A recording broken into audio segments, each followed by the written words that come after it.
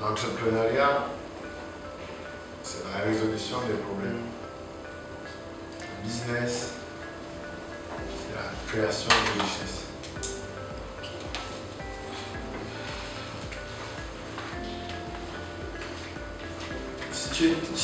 L'entrepreneur est d'abord là pour résoudre un problème que des gens rencontrent.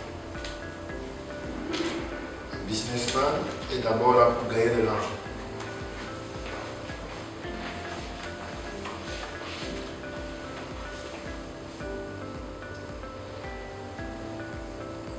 En général, un entrepreneur va entreprendre dans un domaine qu'il connaît, où il a des compétences, où il sait faire, il a qu'on appelle le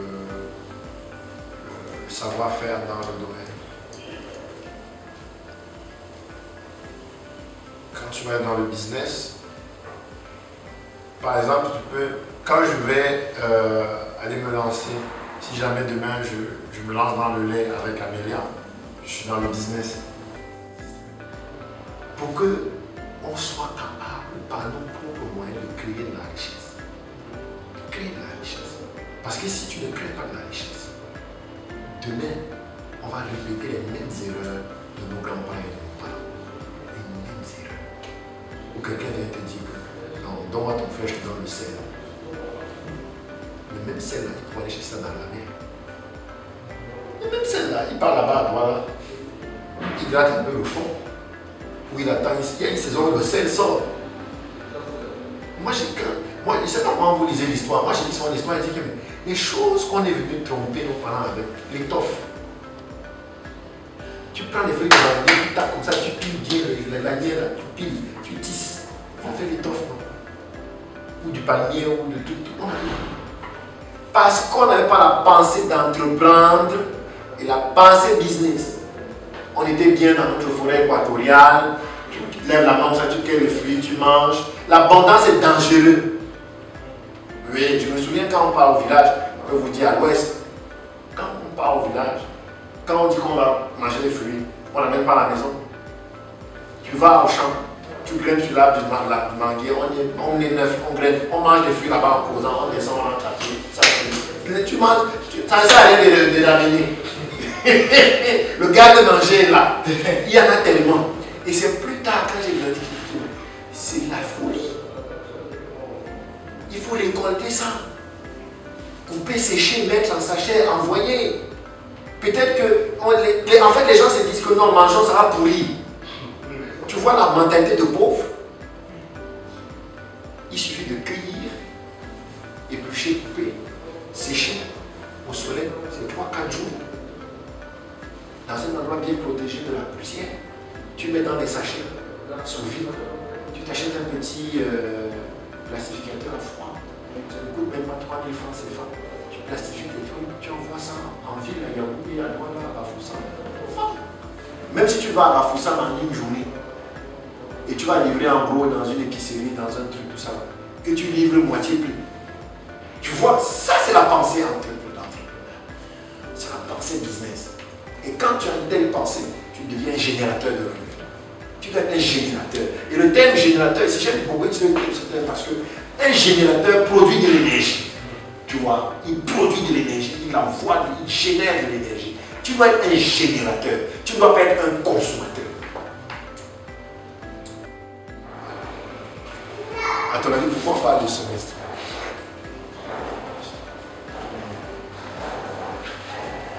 On parle de semestre parce que le semestre, c'est l'unité de base de la rentabilité de ton année. En 6 mois, tu dois être capable de changer en fait. Tu vois, en 6 mois, tu dois devenir quelqu'un d'autre. C'est pour ça que dans le système LMD, on se dit qu'en 6 mois, tu dois apprendre, tu dois avoir appris de nouvelles choses, tu dois avoir de nouvelles compétences tous les 6 mois. Moi, par exemple, depuis à peu près 5 ans, tous les 6 mois, mon tarif horaire journalier change. Parce que je lis beaucoup, je me forme. Donc tous les 6 mois, l'année dernière, si par exemple, tu me faisais travailler une journée en tant que formateur, c'était 2000. Cette année, c'est passé à 3000. Chaque 6 mois, j'augmente de 500 dirhams.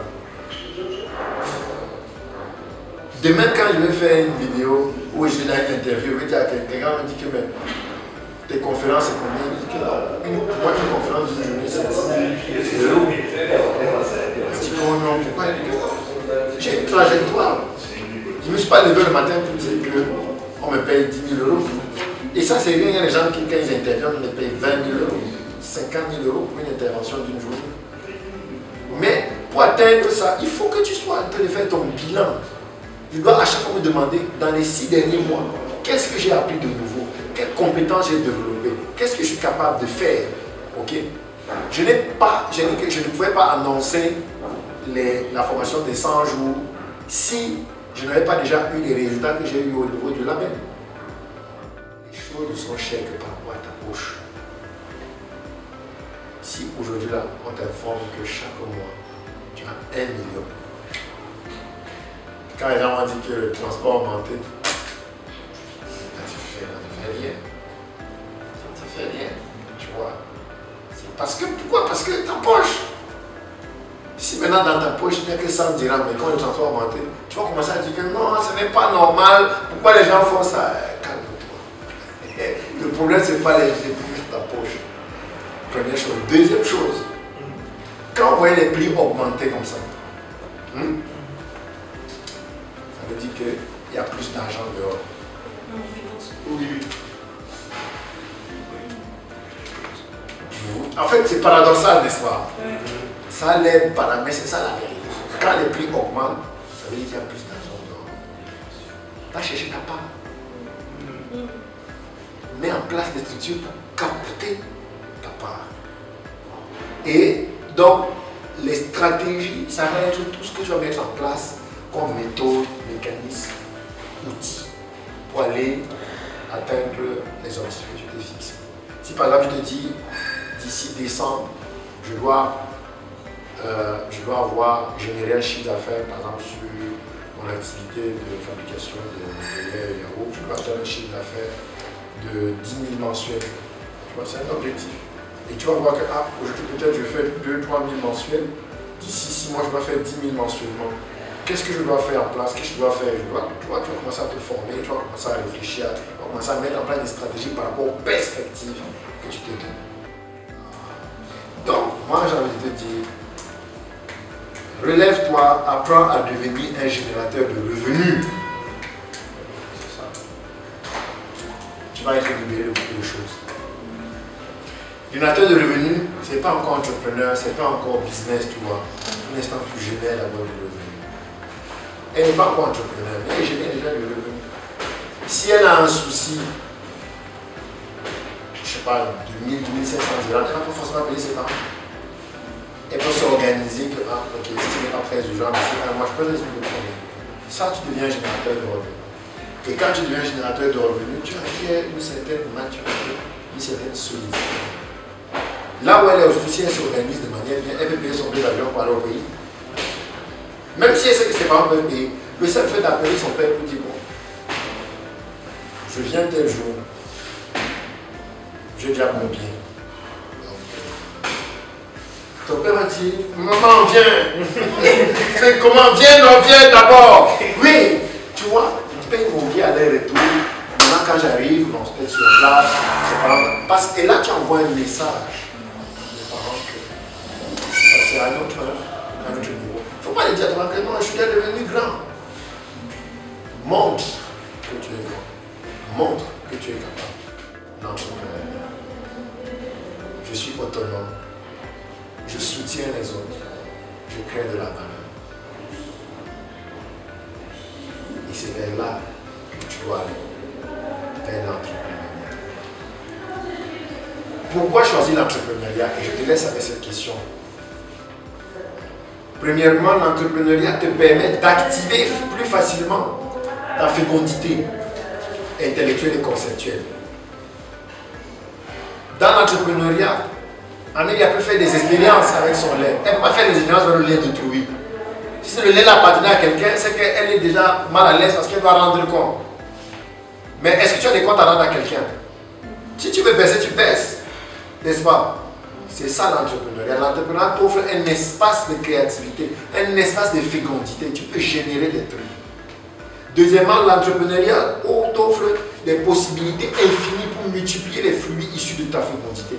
Quand tu as créé quelque chose, quand tu as donné naissance à une idée, à un projet, à quelque chose, tu peux le multiplier. Et là, moi j'ai pris l'idée du vase. On produit un vase. Ensuite, on va recruter des personnes pour multiplier. Il y a des personnes qui vont, comme celui-là qui est chargé de faire des finitions, décorer à la peinture, l'autre qui est chargé de polir, l'autre qui est chargé de ranger dans des caissons. Et l'entrepreneuriat va te permettre de remplir efficacement la terre avec tous les multiples fruits que tu auras produits afin de servir des utilisateurs. Et tu vois là, tu as un showroom où tes vases que tu as produits sont exposés. Et un showroom comme ça, tu peux avoir dans chaque ville, dans chaque pays, où tu produis des vases et tu vends. Tu deviens une marque connue de vases. Et l'entrepreneuriat t'apporte la liberté, le leadership et la domination exclusive dont tu as vraiment besoin. Dans ton domaine, tu vas être reconnu, on va te primer, on va dire que oui, c'est elle qui a accompli telle chose, c'est elle qui a fait ceci, c'est elle qui a fait cela. Alors que tant que tu n'es pas dans l'entrepreneuriat, tu ne pourras pas atteindre le pinacle. Okay? Soyez féconds, multipliez, remplissez, dominez. C'est par l'entrepreneuriat que tu peux exécuter cette mission. Tant que tu n'es pas entrepreneur, tu ne pourras pas féconder, multiplier, remplir et dominer.